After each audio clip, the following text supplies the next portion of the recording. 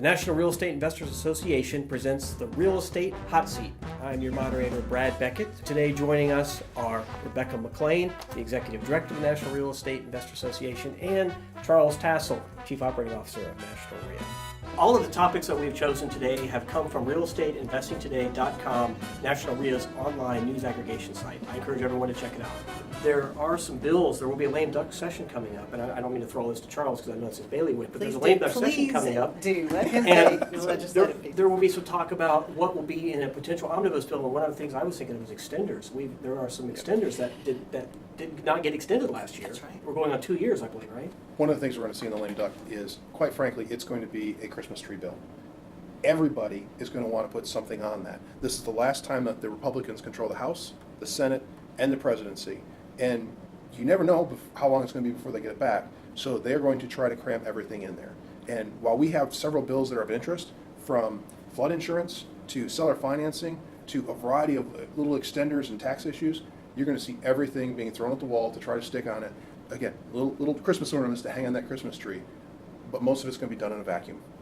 Plain and simply, Americans are not going to be paying attention to it. And I think it's for our betterment in some sense, but you never want to let the politicians go without watching them. So we'll be watching them, but the media is going to talk and talk and talk, and people are not going to be watching because they're going to be focused on the holidays. We've had an election. They weighed in. They voted. It's time to move on past it. So this omnibus bill is going to be a very interesting one for us insiders to watch, and I think it will have an impact because Republicans are realizing this is their last effort or the last opportunity for 2 years at the very least to move something forward. Let's kind of shift to California a little bit because rent control is an issue that could be described as a cancer almost growing on the country in some extreme terms, or maybe just a virus that can be cured. But Proposition 10 in California was voted down. However, I know in Illinois, some of our members are fighting a battle against rent control.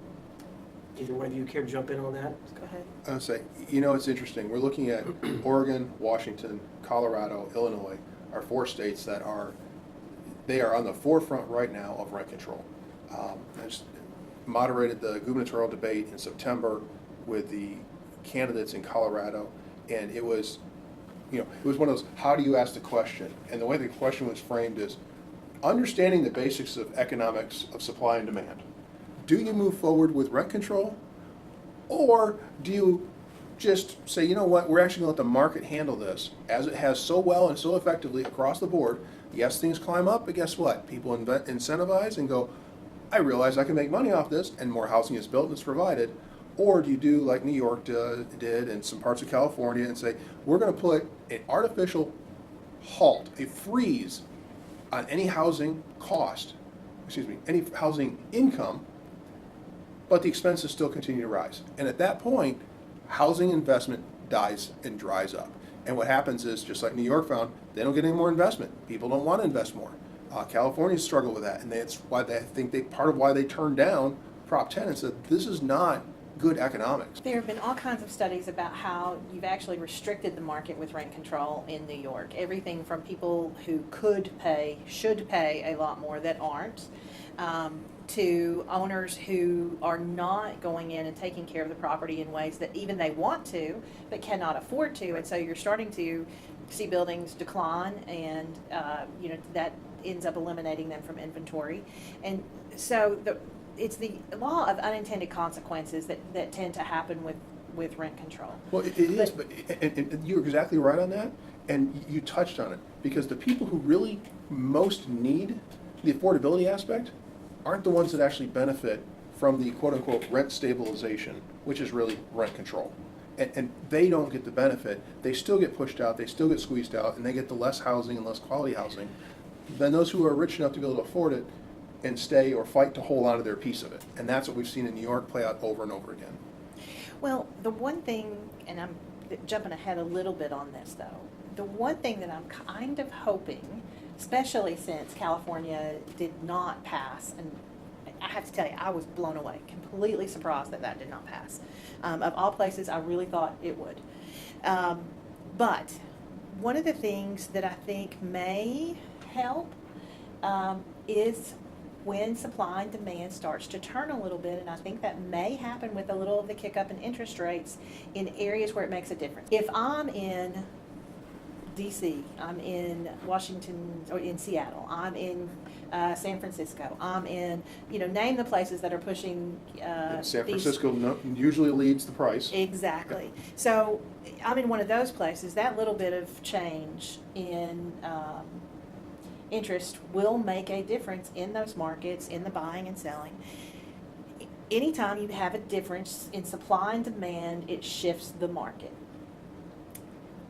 My hope, and maybe this is a sheerly blind hope, is that shifted market may make rent control not be as heated an issue because the market itself shifts enough to take a little bit of that pressure off. Because if you don't remove some of that pressure, that is going to continue to be an issue that people are concerned about. You either get a balloon or a collapse of some sort. And if you get a balloon, the collapse follows. But the other side to it is, and I think what we're seeing is a little bit of cooling in the hottest markets. And before anybody panics, as you mentioned, on Real Estate Investing Today, it was a great article talking about these secondary markets, the Battle Creek, Michigan, the Bowling Green area, these smaller towns. We go, where's that at? Oh, that's by such and such. But we're still talking sizable cities, and they are still seeing good improvements in their housing valuations, good improvement in the renovation, the overall property valuations, fewer and fewer properties being underwater because the values are all coming up. And what we're seeing is, yes, it's cooling off in some of these hottest markets, but they spiked. Now we're seeing those ones that were slower going are still actually going pretty well. And to me, that speaks to a healthiness in the whole housing economy overall. Well, I totally agree with that. Being on the road, doing, you and I both do that industry update, and you pair it with the legislative update. But in a lot of the markets where I was in doing that, people throw around that term bubble, and that I hate that. And we always try to make the point that the reason there was a bubble is because there was fraud and there was government intervention in ways that there shouldn't have been. This market, I would never call a bubble because this market is based mostly, unless you start seeing more government intervention, back to the evils of rent control. So unless you see a lot of government intervention, the heat of the market is based on the supply and demand. And at some point that levels off, right? At some point there does reach a maximum. People will not pay more than they can pay unless they're subsidized or there's fraud involved. So as long as employment is high, as long as that we see some wage growth, and we are. And we're starting to. Yep, and as long as you see things going that well in the economy and you see consumer confidence, you may see that continue to edge up, but that is a healthy follow of supply and demand. At some point, though, there will be a peak. The only way to truly qualify an affordable housing problem is if the percent of income on average is so much higher than rent costs, right, in that area. At some point, again, back to supply and demand, at some point supply and demand will fix that. Either people will leave that area because they cannot find housing at the wages that match the cost of housing, and then things turn significantly because employment opportunities drive cost of everything in a market. So it takes care of itself if you don't jump in and start tinkering with the wheels. But you said a word there that's very important: affordability. What does that mean? Because in some areas that may mean, hey, I've got a $10, $12 an hour job, and as long as I can work 40 hours a week, I can cover my rent and I'm good to go. Other areas, I got a $100,000 a year job. How am I supposed to pay my $60,000 a year mortgage? And on a not even a mortgage, a rent, because you get a nice sized place and they're like, this is ridiculous. You look at Seattle, you've got very well-to-do tech folks living in very small apartments, cramped, going, this isn't what I expected. I'm making good money, but this isn't translating. And that's where the decisions start to come into play that you mentioned. Pet peeve, though, is look at some of the markets where they're having the biggest challenges, and look at environmental regulation, which affects inventory back to supply and demand. Yep. I mean, if you're looking at California, you're looking at Seattle, you're looking at Oregon, there's some of the most highly regulated environmentally states, and to get a building permit. We'll get back to you in a couple of years. Right? Oregon has growth boundaries surrounding Portland. Exactly. Artificial boundaries. And so back to it, without intervention and bad policy, you wouldn't have the affordable housing crisis in the first place. Correct. And the challenge is you've got places that we just mentioned that are adding, not subtracting. So I'm going to add to my environmental regulations while I'm going to sit here and demand more affordable housing policies. And it cannot work that way, people. You can't. You can't have everything. You can have what you want, but you can't have everything. And I think that's the challenge, and that's part of a democracy, right? It's when you let everybody have a voice, and then you try to sort out what's the most important and what can happen at one time and what just can't work together. Well, and that's where I've learned, everybody's familiar with NIMBYs, not in my backyard. We also have bananas. Build absolutely nothing anywhere near anyone. And those are the folks who've moved in and they're like, we don't want anything else built. Well, okay, but that also means there's a consequence for that decision. And we've lost the idea that there's a consequence for each decision we make, policy or personal. Well said. Absolutely true. Now, segueing slightly different, I mean, we're talking about affordable housing, and I want to talk about home flipping for just a minute. Because flipping is one of those things that's regional. And we've seen some data out there saying that flipping is great, and then we've seen some data saying flipping is not so good, profit margins are down. But flipping is one way that, especially real estate investors, go into a neighborhood, find a dilapidated property, or buy it off the foreclosure rolls and turn it into a nice piece of property. What's going on with flipping today in America? The example you just gave doesn't exist in Okay. a lot of places anymore, and I think that's part of the challenge. I'm just not sure how comfortable I am with the data on flipping. I understand, and they're talking about it, and a lot of the examples are on in the larger markets, and maybe just the sheer population of those larger markets is outweighing everything else that's happening. But experientially, when I've been on the road and in our own market, I'm not seeing this huge drop-off in flipping. As a matter of fact, I call it the HGTV effect. I feel like we're seeing more people getting into the business, many of which have no business being in the business. But I feel like we're seeing more people enter the market, and I don't know hardly anybody that has left the market in terms of rehabbing. Maybe they're doing fewer, or maybe they've taken on bigger projects, which means it's more time between projects. And I've certainly not seen rehabbed homes stay on the market longer. As a matter of fact, because so many of them, except the guys who have now picked up the pretty home bug, and they're out doing those, which is in that category that we talk about that isn't moving as quickly. But many of the rehabbed homes, especially from investors that are playing in our market, are closer to the end of that starter home and are staying on the market fewer days than average. So, data is data, and I certainly hate to question good data, but I certainly don't feel like that's necessarily true. The inventory to get to flippers is drying up, so the tremendous ability to take this really cheap, because it's distressed property, and be able to move it, put not as much in it as you would something else, and then turn it back around and get this tremendous profit. I think those days, except when you're really good and have a really good pipeline and use your resources like a REIA, I think the days of average Joe watching HGTV, deciding he wants to be a flipper, finding a realtor, getting a property off the MLS, and making a huge profit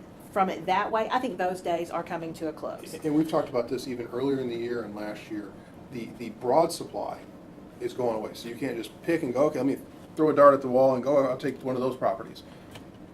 There are fewer and far between, and you've got to pay a little more attention. And this is where I think there's a kind of separation in the market from folks who are doing this, have a good team that's in place, maybe doing some of it themselves, doing a few properties at a time. Those are still manageable.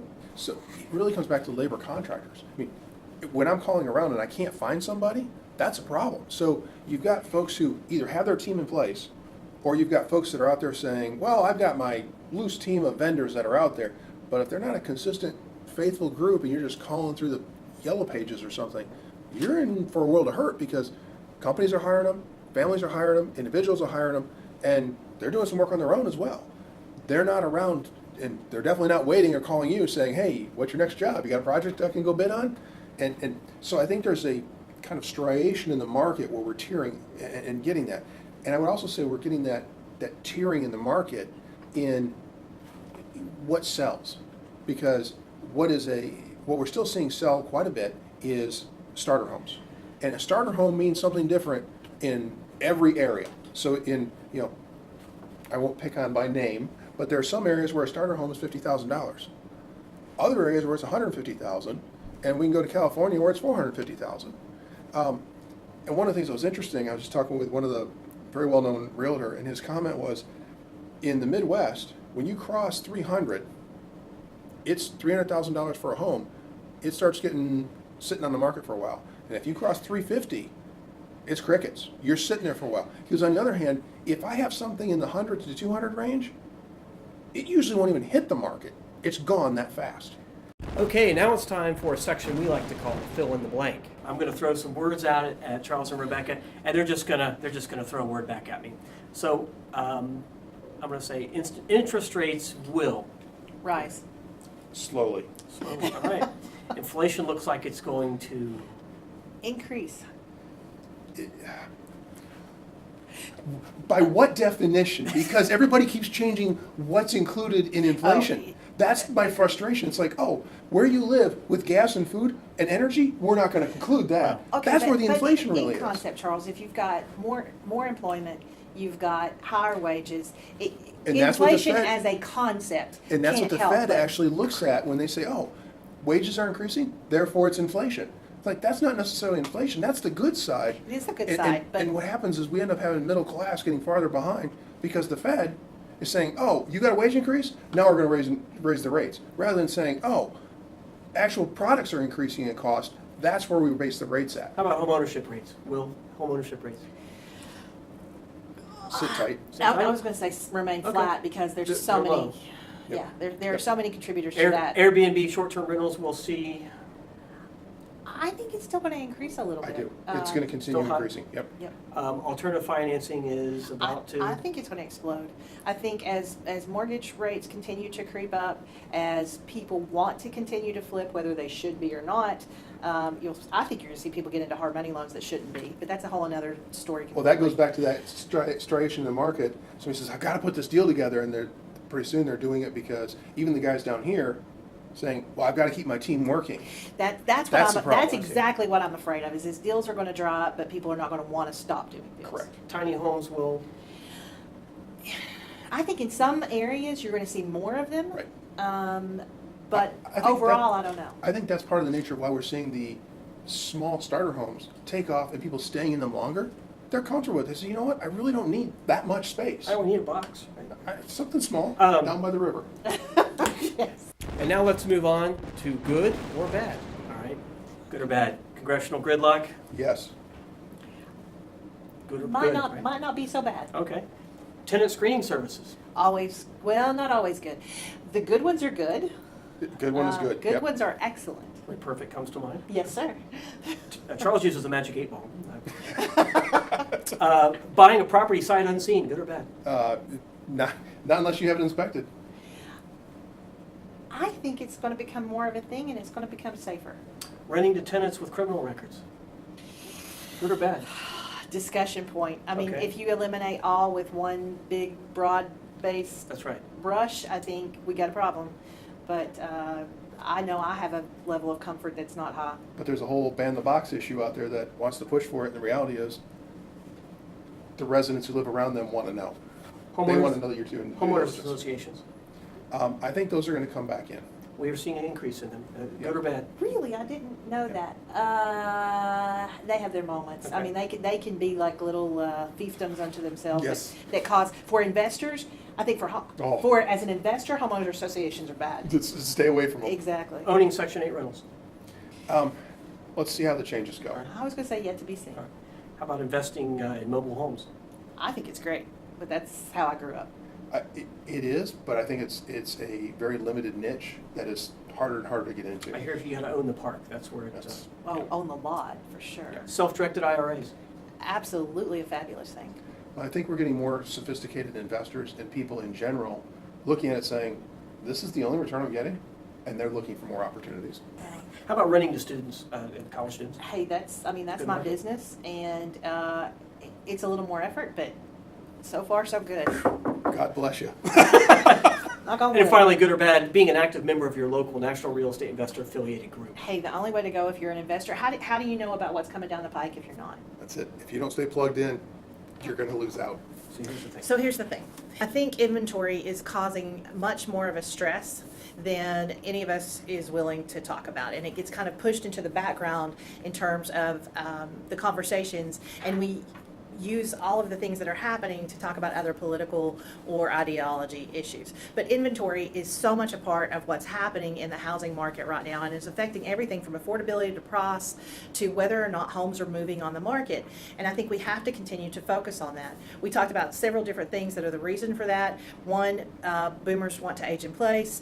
Two, they're not leaving their jobs, and so they're not moving into a condo. They're continuing to stay in that home. The other thing that we didn't talk about is the fact that right now, because being a landlord is such a hot thing, rental rates are so high. If they do leave that home, they're not selling it. They're keeping it and becoming mom and pop landlords. We're seeing a much larger increase in the amount of mom and pop landlords that own one rental property than we have in ages. And so you've got that issue. There are multiple things, and then you've got builders who don't want to build into that starter home category, and so we just have such a tight amount of inventory. And then worst of all, you've got government intervention that is causing that to compound across the board, especially in the places that need housing the most. So I think we need to really come together and talk about how do we deal with inventory, and investors have a great part to play in that, in terms of being able to take properties, rehab them, get them back into the communities, and help with this inventory issue. So I'm really excited about National REIA and our ability to support those rehabbers, being able to support those communities and make a difference in the housing market. It's really not that complicated. And what I want to talk about is actually the political division in our country. Especially as we go into the holidays, it's a great time to say, you know what, I love my family, I love my friends, without fighting. And that means that we actually have to sit down and listen to people, not just argue with them, just to make our point heard, but actually listen. And as a country, if we don't do that, we are actually going to be back to the constitutional crisis that we were actually facing during the convention back in 1776. The problem is, and I should say 77 and 87 as we go forward, but really what we had was we had a difference between the urban areas and the rural areas. And there was a difference of thought, and there was a difference of even coming together or willingness to come together, until the pressure was made in such a way, and really the compromise, which has become something that we don't necessarily hold compromise up as a goal, but we need to understand it's a reality. And if we don't, we won't reach the balance that our country has had for 200 plus years, and the successes our country has had for 200 plus years. So as we go into Thanksgiving and Christmas, love your family, love your neighbors, and really it's not that complicated. We're all Americans.